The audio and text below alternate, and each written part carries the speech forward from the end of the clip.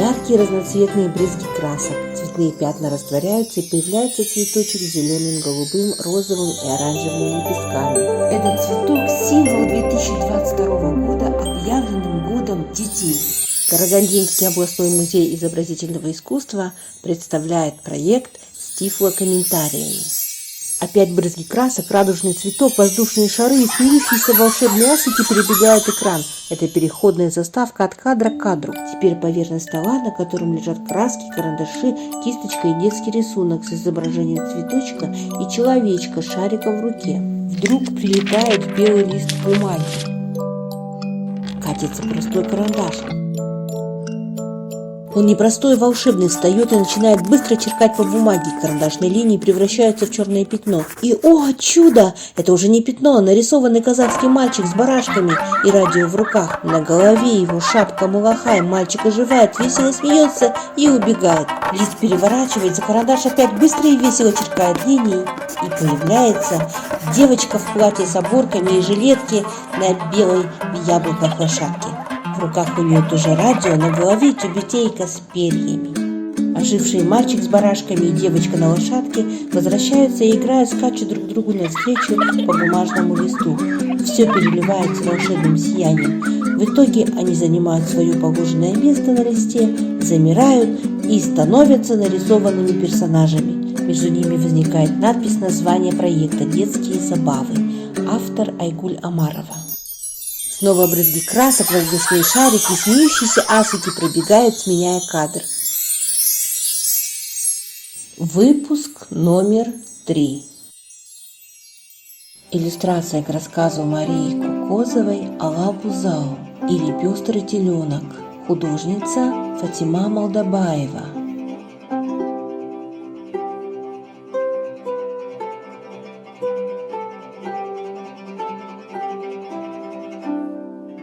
На экране рука художника ведет карандашом по белому листу бумаги.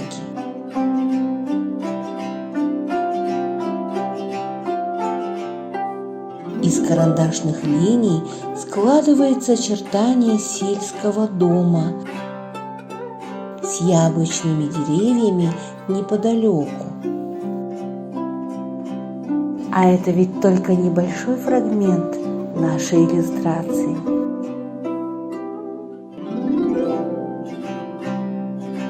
И вскоре на экране открывается вся картина.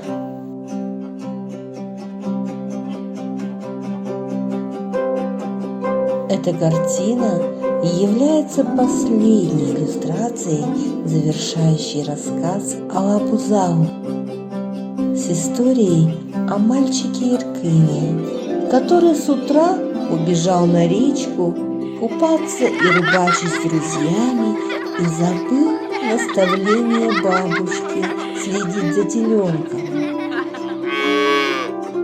Еркын, проведя в играх весь день на речке, где он забавлялся и кормил степных воробушек, вернулся домой только к вечеру. А вернувшись, бросился на поиски забытого им теленка.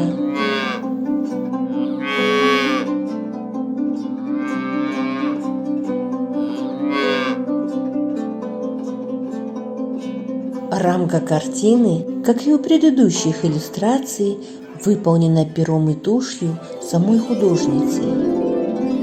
И рамку заполняют мотивы казахских орнаментов.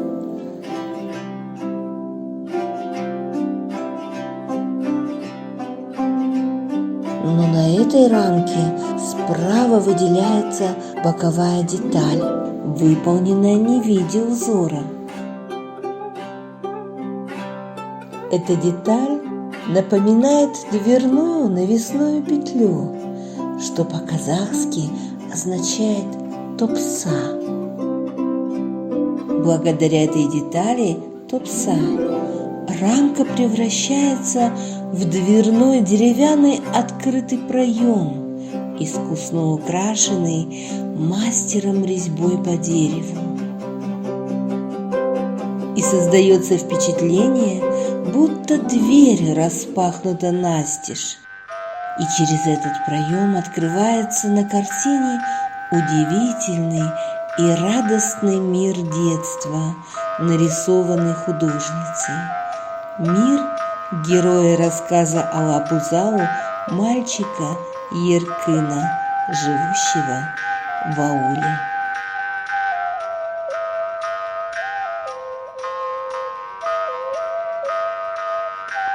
В размеренную аульную жизнь нас окунают мелкие детали этой картины.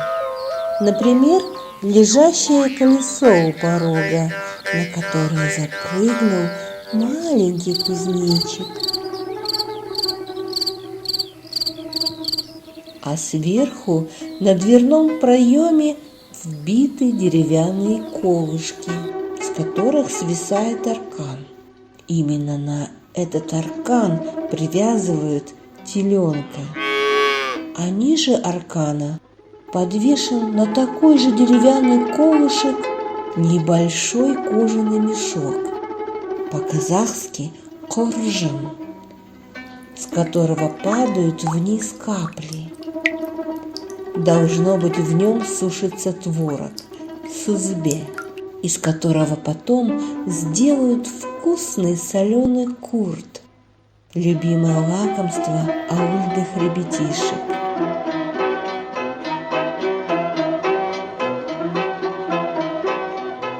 День уже клонится к вечеру. Вдалеке виднеются большие яблоневые деревья, на ветках которых поспевают крупные яблоки.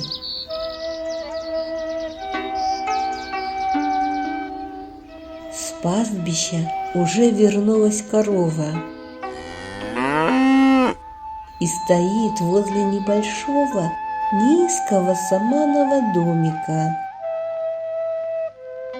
У домика треугольная соломенная крыша, маленькое окошко, а дверь в домик приоткрыта, как будто приглашает нас заглянуть внутрь. Над дверью на соломенную крышу сгромоздилась курица. Таук.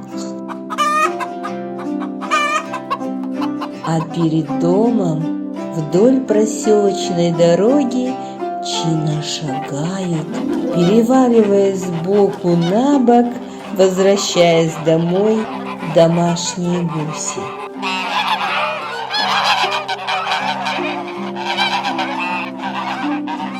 Один гусь посередине прямо на ходу пощипывает себе перышки на боку, изогнув длинную шею.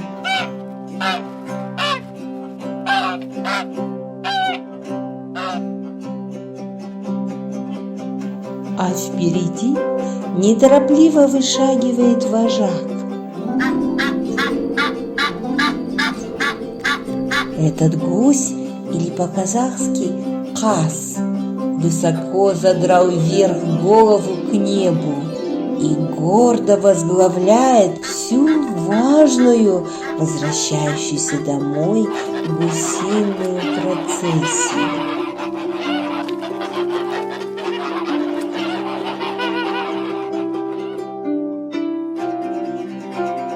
И бабушка с внуком тоже возвращаются домой. Бабушка по-казахски аже. Она несет Еркына на спине. На ней надето длинное платье, а с головы спадает в низкий мешек, казахский головной убор замужней женщины. Кимешек обрамляет лицо бабушки узорчатой каймой. Под тяжестью внука Ажи слегка согнулась, и ее тело подалось вперед. Несмотря на тяжесть, она широко шагает по дороге.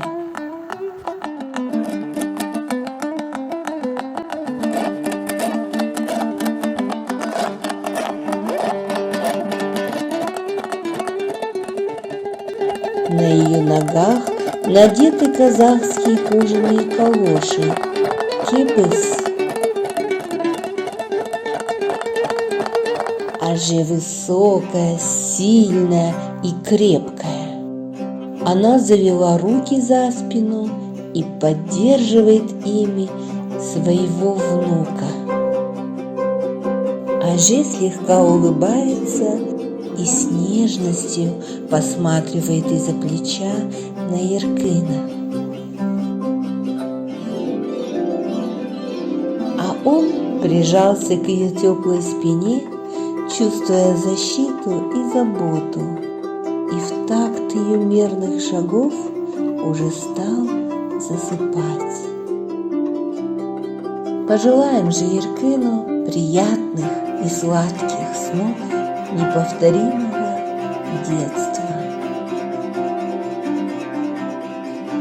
А нам с вами, друзья, пришло время прощаться с последней иллюстрацией рассказа Алапу Зау и ее нарисованными героями. На этом мы перелистнем последнюю страницу книги, словно закроем деревянную дверь узорчатой рамки этой картины.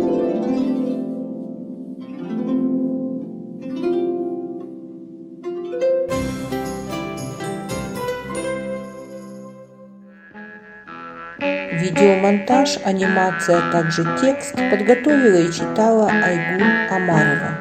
Использованы фотографии эскизов детских казахских глиняных игрушек художника Роберта Граббе. Снова брызги красок, воздушные шарики, смеющиеся Африки пробегают, сменяя кадр. Конец.